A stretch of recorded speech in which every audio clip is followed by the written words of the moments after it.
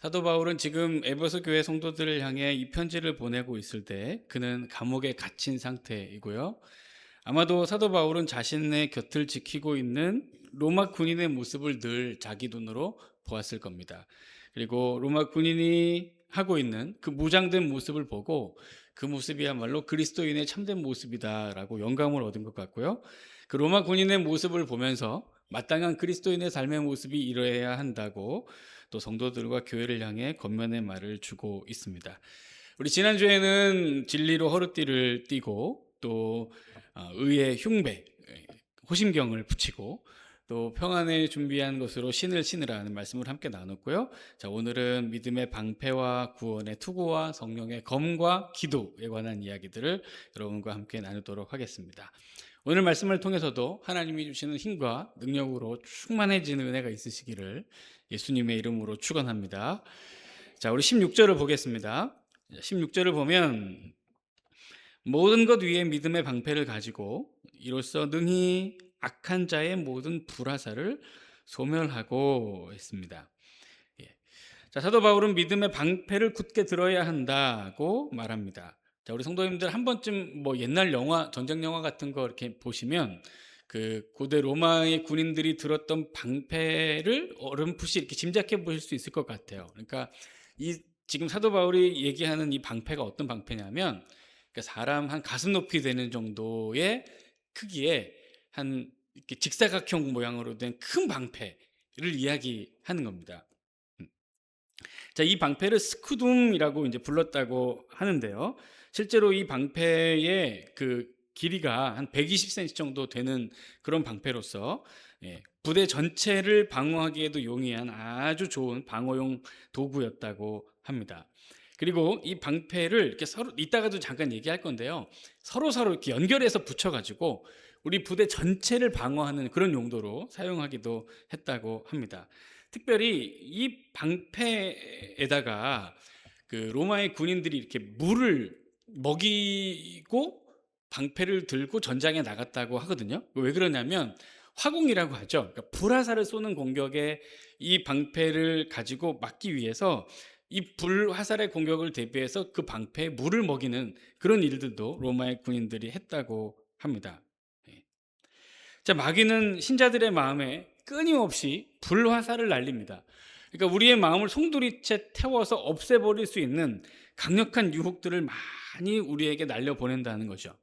수시로 우리를 근심에 빠지게 하고 또 불안에 빠지게 하고 불신하게 하고 정욕에 빠지게 하고 또 지독한 어떤 죄책감에 시달리기도 하고 두려워서 무서워서 잠을 못 자게도 하고 또 은근히 잘난 척하게도 하고 교만하게도 만듭니다. 그러니까 하나님이 원치 않으시는 악한 생각들을 계속해서 마귀가 막 수시로 계속 날립니다. 언제 어디서 날아올지 모르는 이 불화살 마귀의 공격이 너무너무 강력하죠. 기분이 괜찮다가도 좋다가도 알 수 없는 무기력함과 무력감이 갑자기 우리를 삼킬 때가 있습니다. 예를 들면 이제 오늘 이제 주일이라 이렇게 교회 와서 예배도 드리고 귀한 동역자들하고 얼굴도 보고 맛있는 점심도 먹고 기분이 좋은데 갑자기 내일 출근을 할 생각을 하니까 또 기분이 또 별론 거죠. 예. 그리고 오늘 받은 은혜는 또 온데간데 사라지고 내일 출근할 걱정과 근심에 단번에 사로잡히는 그런 일들.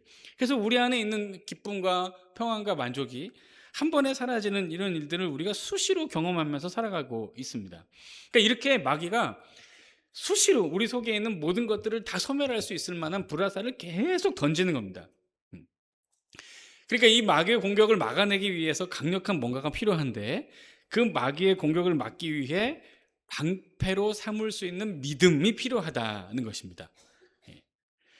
자, 창세기 15장 1절 그리고 시편 18편 2절을 보면 이런 말씀들이 있어요. 이후에 여호와의 말씀이 환상 중에 아브라함에게 임하여 이르시되 아브라함아 두려워하지 말라 나는 내 방패요 너의 지극히 큰 상급이니라 했습니다. 또 시편 18편 2절 보면 여호와는 나의 반석이시요 요새시요 나를 건지시는 이시요 나의 하나님이시요 내가 그 안에 피할 나의 바위시요 나의 방패시요 나의 구원의 뿌리시요 나의 산성이시로다 했습니다. 자, 우리 하나님께서 당신 자신을 우리의 방패로 계시하십니다. 그러니까 지금 마귀의 공격을 막기 위해서 믿음의 방패를 들어야 하는데, 그 방패의 정체가 뭐냐면 우리를 구원하신 하나님 그분 자체가 우리의 방패시다라는 것입니다. 그러면 마귀의 불화살을 막기 위해 방패를 이렇게 치켜드는 것, 그래서 방패를 들고 우리의 몸을 숨기는 것을 성경은 어떻게 표현하고 있냐면, 자, 시편 34편 8절을 보면 너희는 여호와의 선하심을 맛보아 알지어다. 자, 그 다음 잘 보세요. 그에게 피하는 자는 복이 있도다, 이렇게 말합니다. 또 시편 91편 1절과 2절을 보면 지존자의 은밀한 곳에 거주하며 전능자의 그늘 아래 사는 자여, 나는 여호와를 향하여 말하기를 그는 나의 피난처요 나의 요새요 내가 의뢰하는 하나님이라 하리니 했습니다. 예. 자, 방패 대신 하나님께 어떻게 하는 사람이 복되다고 하죠? 피하는 자가 복되다고 합니다. 피하는 자가 복되다. 그리고 하나님은 피난처고 요새셔서 우리가 피할 수 있는 안전한 곳이 됩니다. 사도 바울은 하나님 그분 자체를 우리의 방패로 삼고 마귀의 공격이 올 때 하나님의 방패 아래로 피해서 숨어 들어가라 라고 이야기하고 있는 거죠. 이 영적인 전쟁터에서 믿음을 방패로 쓴다는 것은 내 스스로 사단과 맞서서 이기려고 드는 것이 아님을 알 수 있습니다. 사단이 맹렬하게 우리를 향해 막 어떤 불화살을 막 날릴 때 우리는 그 불화살을 맞고도 이겨낼 수 있을 만한 힘과 능력이 없는 존재라는 것을 사도 바울은 이해하고 있는 것이고요. 우리는 애초에 사단의 불화살을 이겨낼 수 있는 힘과 능력이 없으니 능력의 근원이신 하나님의 은혜의 날개 아래로 피하는 것이 믿음이다라고 이야기하고 있는 것입니다. 방패는 평소에 늘 들고 다니다가 위기의 상황이 오면 힘차게 들어 올려서 방어해야 하는 무기이죠. 매 일상의 순간이 영적인 전투임을 감안할 때 성도는 늘 하나님의 방패를 가지고 다니다가 유혹이 몰려오는 순간 즉각 치켜 올려서 자신을 방어해야 합니다. 그러면 이 믿음의 방패를 늘 들고 다닌다는 것은 무엇이냐면 하나님의 은혜로 구원받은 성도가 자신을 구원하신 하나님과 늘 함께 동행하며 산다는 것을 말하는 것입니다. 사랑하는 성도 여러분, 우리의 손에는 모든 강력한 마귀의 불화살을 막아낼 수 있을 만큼 강력한 방패가 들려있다는 사실을 명심하고 꼭 기억해야 합니다. 바꿔 말하면 이 세상에 어떤 강력한 마귀의 공격과 불화살도 능히 아무것도 아닌 것으로 막아낼 수 있는 하나님의 능력과 그분의 은혜가, 그리고 우리에게 능력과 힘을 주시는 하나님 그분 자체가 우리와 함께 동행하고 있다는 것을 우리는 반드시 기억해야 합니다. 우리는 결코 이 땅의 어떤 유혹이나 이 땅에서 주는 어떤 고난이나 아픔과 슬픔과 상실 때문에 무너지고 주저앉아서 쓰러질 수 있는 존재가 아니라는 사실, 하나님이 어떤 상황과 환경에도 상관없이 늘 우리를 붙들고 계시고 우리가 넘어지지 않도록 함께 하고 계시고 언제나 피할 수 있도록 하나님께서 큰 방패로 우리를 가리워주고 있다는 사실을 반드시 기억해야 합니다. 믿음은 변하지 않는, 움직이지 않는, 요동하지 않는 한결같음과 신실함을 말하는 것이 믿음입니다. 그러니까 항상, 언제나, 어느 때나, 어디에서나 늘 한결같이 변함없이 하나님이 항상 한결같이 변함없이 나와 함께 계시다는 사실을 확신하고 언제라도 하나님께 기도하면서 피하는 것이 믿음의 방패를 들어 올리는 일이라는 것을 사도 바울은 우리에게 가르쳐주고 있는 것입니다. 또 사도 바울은 구원의 투구를 쓰라고 하죠. 17절에 보면 구원의 투구와 성령의 검 하나님의 말씀을 가지라고 합니다. 자, 구원의 투구를 조금 더 자세히 이해할 수 있기 위해서 데살로니가전서 5장 8절을 보면 데살로니가전서 5장 8절에 이런 말씀이 있어요. 우리는 낮에 속하였으니 정신을 차리고 믿음과 사랑에 호심경을 붙이고, 자, 그다음 뭐라고 써 있죠? 구원의 소망의 투구를 쓰자, 이렇게 사도 바울은 데살로니가전서에서 이야기했습니다. 에베소서에서는 그냥 구원의 투구라고 이야기했고, 데살로니가전서에서는 구원의 소망의 투구라고 이야기를 했어요. 그러니까 사도 바울이 말하는 구원의 투구는 데살로니가전서에 있는 말씀대로 구원의 소망의 투구라고 이해하면 될 것 같습니다. 자, 여러분, 투구는 어디에 쓰는 거죠? 머리에 쓰는 거죠? 그러니까 투구는 머리를 보호하는 것입니다. 그러니까 허리띠, 뭐 이 호심경, 그다음에 신발, 이런 거는 몸을 보호하는 도구인데요. 투구는 머리를 보호하는 것이죠. 예. 그런데 여러분 잘 생각해 보세요. 방패를 들어 올리면 머리를 보호할 수 있을까요, 없을까요? 방패를 들어 올리면 머리 위로 쏟아지는 불화살을 막을 수 있어요, 없어요? 있죠. 있는데 그럼에도 불구하고 머리를 보호하는 투구를 또 한 번 사도 바울이 언급하는 것은 나름의 영적인 의미가 또 있는 것입니다. 그러면 머리를 보호하는 투구를 구원의 소망으로 단단하게 뒤집어 쓰라는 것은 무엇일까요? 우리의 생각과 정신을 잘 지키라는 것입니다. 무엇으로요? 구원의 소망으로. 예. 전쟁에 나가 싸움을 하는 장수에게 가장 위험하고 가장 치명적인 것이 있습니다. 그것은 무엇이냐면 상대방의 강력함이 아닙니다. 상대 군대의 전술의 탁월함이 아닙니다. 가장 무섭고 가장 위험한 것은 전쟁에 참가한 장수가 질 것 같은 마음을 갖는 것입니다.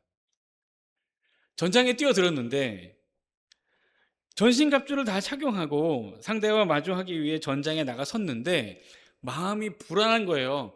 질 것 같은 겁니다. 그래서 생각합니다. 이길 수 있을까? 이 전쟁에서 과연 우리가 승리할 수 있을까? 과연 내가 이 전쟁에서 살아 돌아갈 수 있을까? 저 앞에 보이는 저 강력한 군대를 과연 우리가 막아낼 수 있을까? 당해낼 수 있을까? 하고 이미 패배를 직감합니다. 그 순간 이 전쟁은 끝입니다. 싸워보기도 전에 끝이죠. 전쟁에 나간 장수에게 가장 치명적인 것은 이 전쟁은 진다, 우리에게 승산이 없다라고 생각하는 것입니다.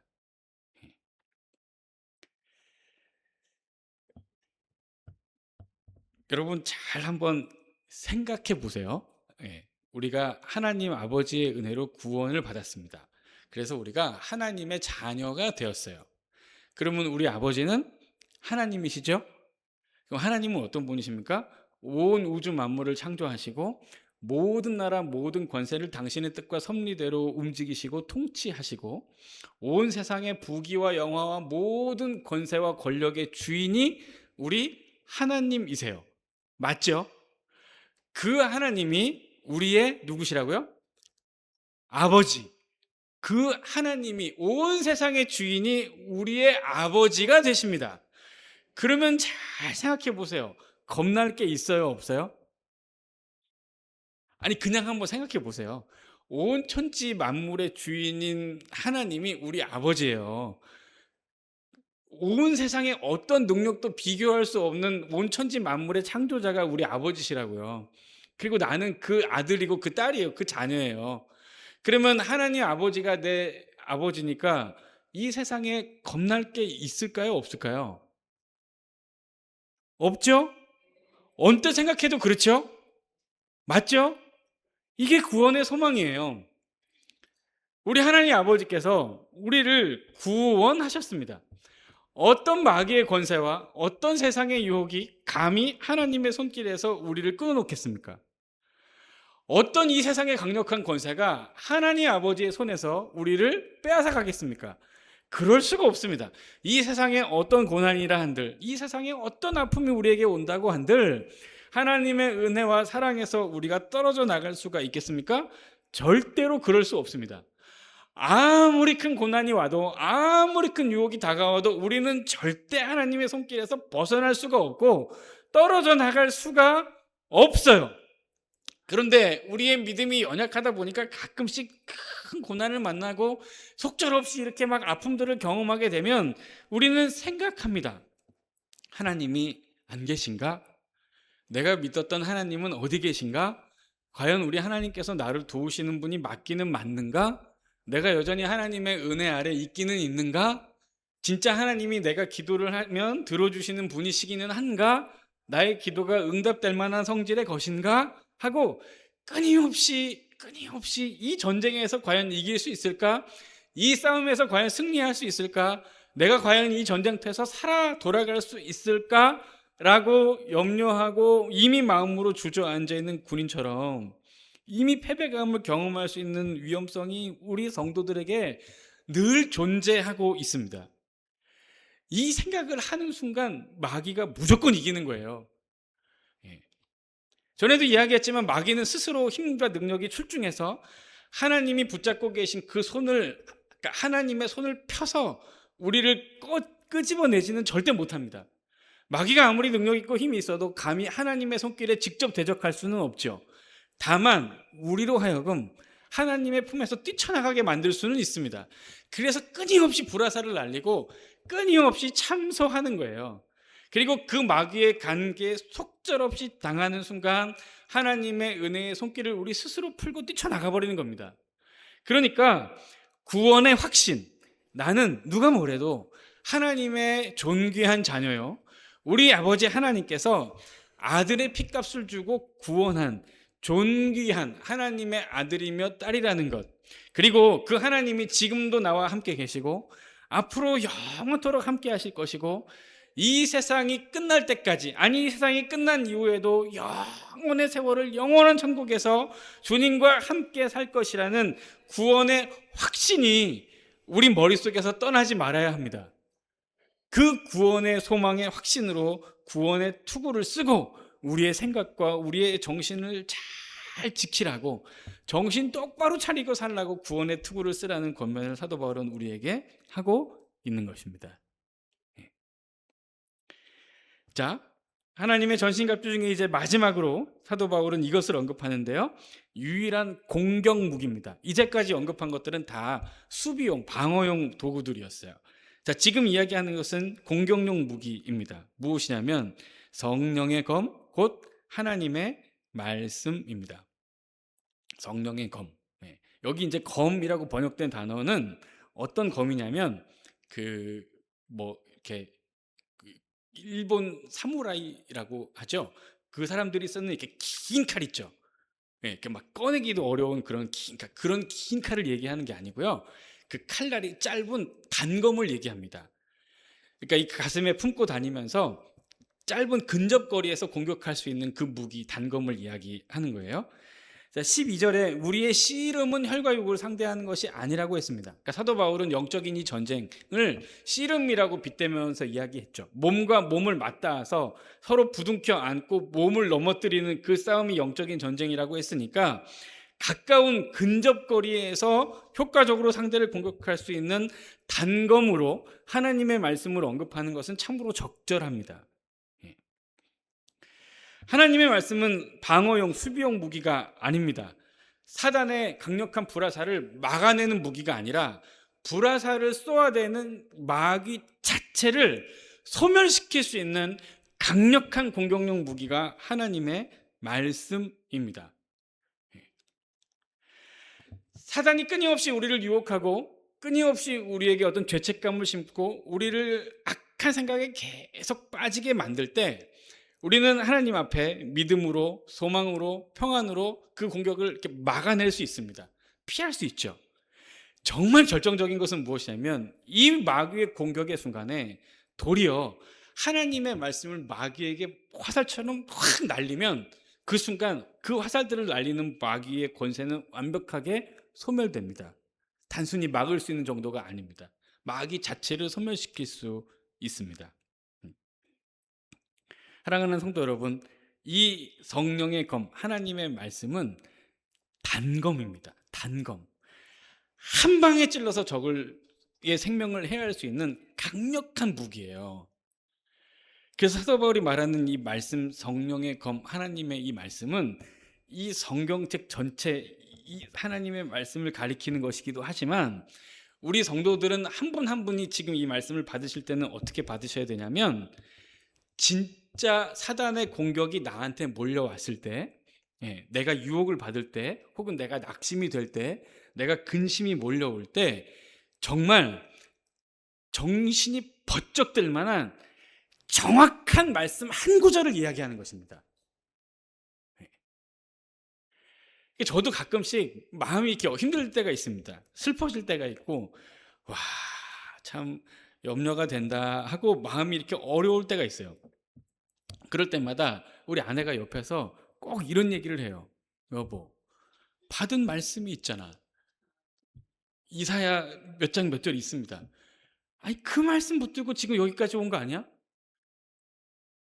그 얘기를 들으면 정신이 번쩍 나요. 그래, 이거 다 예상했던 거 아니야? 이런 일이 있을 거라고 다 생각하고 있었잖아. 그리고 그런 일이 있어도 이 말씀이 그대로 이루어질 거라고 지금 믿고 그 말씀대로 살려고 지금 여기까지 온 거잖아 하고 정신이 번쩍 나요. 맞아, 맞아, 그 말씀이 맞아, 하나님께서 내게 주신 말씀이야 라고 선명하게 각인되는 그 말씀 한 구절이 분명히 있습니다. 몇 구절 있어요. 예. 사랑하는 성도 여러분, 여러분들에게도 다 그 생명의 말씀, 진리의 말씀, 여러분들의 삶과 인생을 송두리째 뒤바꿔 놓고 든든하게 하나님의 은혜의 뿌리에 심어놓은 그 한 말씀이 여러분들에게도 다 있는 줄 압니다. 여러분, 그 한 말씀이 필요합니다. 그 한 말씀이 필요해요. 예. 이 마귀는 얼마나 강력한지, 심지어 예수님, 하나님의 아들인 예수님도 쓰러뜨리려고 예수님께도 달려듭니다. 마태복음 4장에 가면 예수님을 시험하는 마귀의 모습이 상세하게 기록이 되어 있죠. 마귀가 감히 하나님의 아들이신 예수님을 찾아와서 예수님을 시험합니다. 너 하나님의 아들이지? 그러면 배고프잖아. 능력이 있으니까 돌을 떡으로 바꿔서 먹어. 너 배고픈 거 해결하는데 하나님의 능력을 쓰는 거 정도는 괜찮잖아. 유혹합니다. 그때 예수님이 뭐라고 이 마귀를 단번에 물리치셨냐면, 사람이 떡으로 사는 거 아니야. 하나님의 입에서 나오는 말씀으로 사는 거야 하고 단번에 쫓아내셨습니다. 그 말씀을 하시니까 마귀가 더 이상 할 말이 없었습니다. 또 높은 곳으로 올라가 천하만국의 영광을 보여주면서 자기한테 절하라고도 했고요. 이 성전 꼭대기에서 뛰어내려 보라고도 했습니다.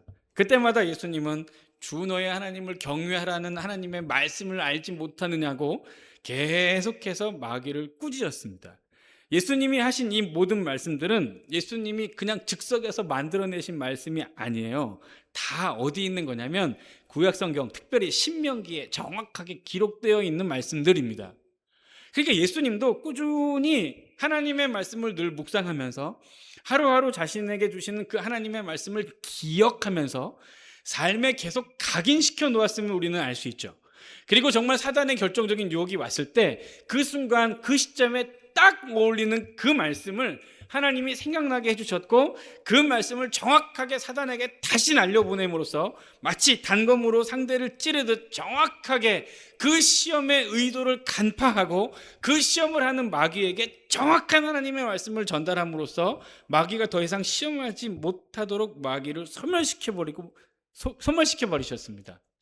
이것이 말씀의 능력이에요. 사랑하는 성도 여러분, 말씀 구체적인 한 구절 한 구절이 우리의 삶에 있어야 합니다. 예.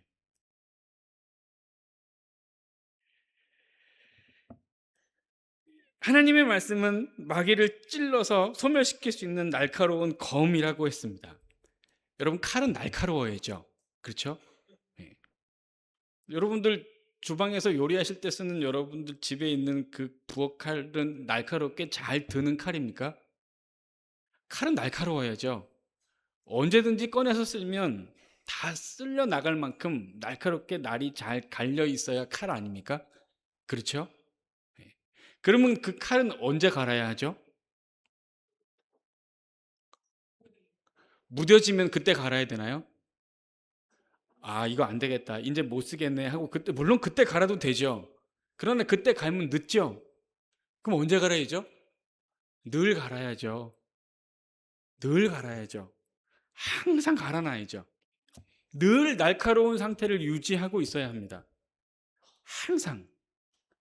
그래야 쓰죠. 그러면 하나님의 말씀은 언제 우리 속에 담아야 하죠? 매일이요. 항상. 늘. 네. 주일에 한번 이 예배 시간에 하나님의 말씀을 듣는 거 너무 귀하고 감사하지만 이 한 번으로는 좀 부족합니다. 좀 부족한 게 아니라 좀 많이 부족할 것 같아요. 많이 부족한 것 같아요가 아니고 많이 부족합니다. 예. 날마다 하나님의 말씀을 늘 여러분들이 개인적으로 묵상하고 읽고 외우고 쓰고 배우고 하셔야 합니다. 우리가 가지고 있는 이 성경책은 우리 집 책장에 참 고상한 책들이 많네 하고 고급스럽게 장식할 수 있는 장식품이 아닙니다. 이 성경은 우리 책장에 고상한 형태로 꽂혀 있어야 할 물건이 아니에요. 이 성경책은 주일에 들고 다니는 주일 전용 가방에 주일에만 들락날락 해서는 안 되는 것입니다. 이 성경책은 늘 우리의 손때가 묻어 있어야 하고요. 항상 빨간 줄, 파란 줄, 노란 줄, 예, 줄이 막 쳐져 있어야 하고요. 그 다음에 그 성경책의 왼쪽 혹은 오른쪽 아래 모서리에는 늘 누런 때가 있어야 돼요. 이렇게 하잖아요. 이렇게 넘겨야 되니까. 예. 항상 손때 묻은 채로 있어야 합니다. 성경책은 늘 우리의 삶에 붙어 있어야 하는 거죠. 예. 그래야 마귀의 유혹을 단호하게 이길 수 있습니다. 예. 항상 하나님의 말씀과 함께 하시기를 바랍니다. 예. 자, 마지막으로 우리 본문 18절을 보겠습니다. 18절을 보면 모든 기도와 간구를 하되 항상 성령 안에서 기도하고 이를 위하여 깨어 간구하기를 항상 힘쓰며 여러 성도를 위하여 구하라고 했습니다. 자, 사도 바울은 하나님의 전신갑주로 무장할 것을 권면한 후에 마지막으로 기도와 간구에 힘쓸 것을 권면합니다. 사도 바울은 기도라는 것을 이 하나님의 전신갑주의 목록에 포함해서 설명하지 않았습니다. 그것은 기도가 중요하지 않기 때문이 아니고요. 이 기도를 어느 한 부분에 국한시켜서 설명할 수 있는 성질의 것이 아니기 때문에 기도를 따로 떼어서 전신갑주를 다 언급하고 마지막에 간절히 기도와 간구를 해야 한다고 이야기하는 것입니다. 자, 무슨 말이냐면 이런 겁니다. 여러분, 하나님의 말씀을 매일 읽으면서 날카롭게 칼을 갈아야 한다고 이야기했습니다. 그렇죠? 하나님의 말씀을 읽을 때 그냥 읽을 게 아니에요.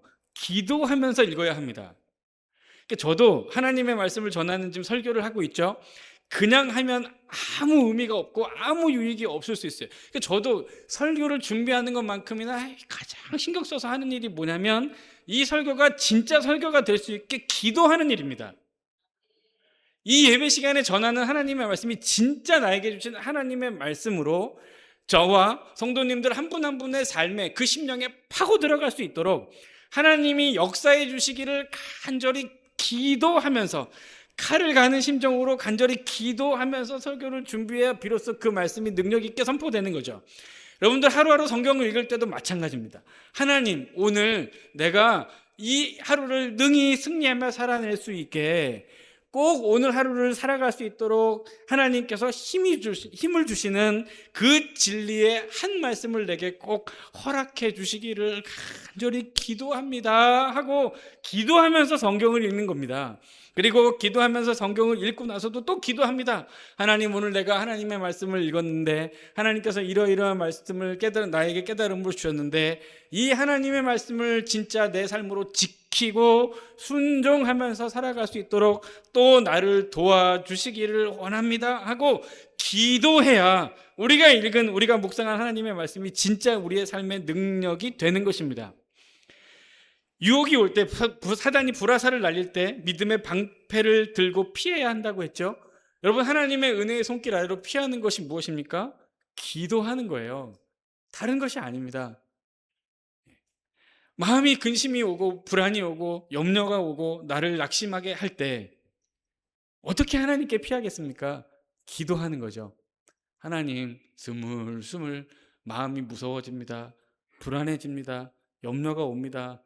근심이 찾아옵니다. 낙심이 됩니다. 짜증이 납니다. 화가 치밀어 오릅니다. 은근한 잘난 척과 교만이 자꾸 스물스물 올라옵니다. 하나님, 낙심하지 않게 도와주세요. 하나님, 불평하지 않게 내 입술을 붙들어 주세요. 하나님, 교만하지 않게 내 마음을 하나님께서 다스려 주세요 하고 기도하는 것입니다. 결국 하나님의 은혜의 방패 밑으로 피하는 것도 결국 기도예요. 그러니까 하나님의 전신갑주를 움직이는 모든 원동력이 곧 바로 기도입니다. 그래서 모든 성도들은 마땅히 하나님의 전신갑주를 다 취한 후에 그 하나님께서 부어주신 전신갑주가 제대로 작동할 수 있도록 하나님 앞에 간절히 기도하면서 간구해야 합니다. 특별히 사도 바울은 기도와 간구에 힘쓰라고 말하면서 마지막에 18절 마지막 부분에 이런 얘기를 하죠. 여러 성도를 위하여 구하라. 여러 성도를 위하여 구하라. 너의 영혼만 위해서 기도할 것이 아니고 같이 함께 믿음의 길을 가는 믿음의 동역자와 믿음의 공동체를 위해서 함께 기도하라고 중보하면서 간절히 기도하라고 권면했습니다. 아까 제가 믿음의 방패 얘기했었죠. 방패가 이렇게 긴 방패인데 유사시에는 이 한 부대가 한 곳으로 다 조밀조밀하게 모입니다. 모여서 중간에 있는 사람들은 자기가 들고 있는 방패를 위로 들고요. 가장 가에 이 내 모습 귀퉁이에 있는 사람들은 방패를 앞으로 옆으로 듭니다. 그래서 자기 부대를 사방으로 막습니다. 방패와 방패를 맞대고 서로 완벽한 하나의 요새처럼 이루는 거죠. 그렇게 해서 계속해서 강력하게 날아오는 수많은 불화살을 조금도 위협적이지 않은 것으로 무력화시키는 것입니다. 이 믿음의 방패가 한데 모아진 것이 바로 성도들끼리 서로 중보하며 사랑하는 마음으로 축복하며 하는 기도입니다. 사랑하는 성도 여러분, 지금도 누군가가 여러분들을 위해서 간절히 기도하고 계세요. 아니, 진짜 눈을 감고 한번 조용히 생각해 보세요. 누군가 기도하고 있다는 게 느껴지실 거예요. 저도 마찬가지입니다. 제가 제 힘으로 어떻게 여기서 이렇게 말씀을 전하겠습니까? 아니, 물론 뭐 공부도 하고 운동도 하고 건강관리도 하고 하지만 우리 성도님들이 기도해 주셔서 그 기도하는 힘으로 그 기도의 능력으로 제가 여기서 말씀도 전하고 목회도 감당하는 거죠. 만약에 제 힘만으로 감당한다? 불가능합니다. 성도님들의 기도라는 요소를 빼고 말씀을 전한다? 불가능합니다. 못합니다. 할 수 있는 성질의 것이 아니에요. 그래서 사도 바울은 제일 마지막으로 여러 성도들을 위해서 간절히 기도해라. 그렇게 권면했습니다. 사랑하는 성도 여러분, 지난주 이번 주에서 하나님의 전신갑주에 대한 말씀을 나눴습니다. 진리의 허리띠를 동이고 예수 그리스도의 의로 우리의 심장과 우리의 마음을 보호하고 평안케 하시는 복음으로 신발을 신고 믿음의 방패를 들고 구원의 투구를 쓰고 날카로운 성령의 검, 말씀의 검을 장착하고 기도로 무장하라는 귀한 가르침을 우리는 잘 들었습니다. 사랑하는 성도 여러분, 영광스러운 하나님의 자녀로 구원받아서 복음을 전하는 신실한 제자의 삶을 살아갈 수 있게 된 것은 하나님께서 우리에게 주신 정말 복 중의 복입니다. 어떻게 우리 같은 사람이 그렇게 구원의 은혜를 받아 이 영광스러운 삶을 살아갈 수 있었겠습니까? 하나님이 주신 놀라운 은혜라고 밖에는 말할 수가 없습니다. 그러나 이 영광스러운 부르심을 지키며 사는 것이 결코 쉬운 일만은 아니라고 성경은 계속해서 우리에게 알려주고 있습니다. 그러나 이게 어려운 일이라고 해서 불가능한 것이라고도 말하고 있지 않고요. 오히려 하나님과 함께 동행하면서 능력 있게 더 강건하게 살아갈 수 있다고 우리에게 가르쳐 주고 있습니다. 사랑하는 성도 여러분, 하나님의 전신갑주로 무장하고 우리에게 오는 모든 마귀의 간계와 불화살들을 능히 대적하고 하나님의 전신갑주로 무장하고 영광스러운 교회, 영광스러운 제자로의 부르심을 신실하게 잘 감당하면서 하나님을 기쁘시게 하는 저와 우리 여러분들, 또 우리 한남교회 되기를 예수님의 이름으로 축원합니다. 기도하겠습니다. 하나님 아버지, 믿음으로 또 말씀으로 또 기도로 무장하고 능히 이 세상에서 믿음을 지키며 승리하며 살게 하여 주옵소서. 예수 그리스도의 이름으로 기도드립니다. 아멘.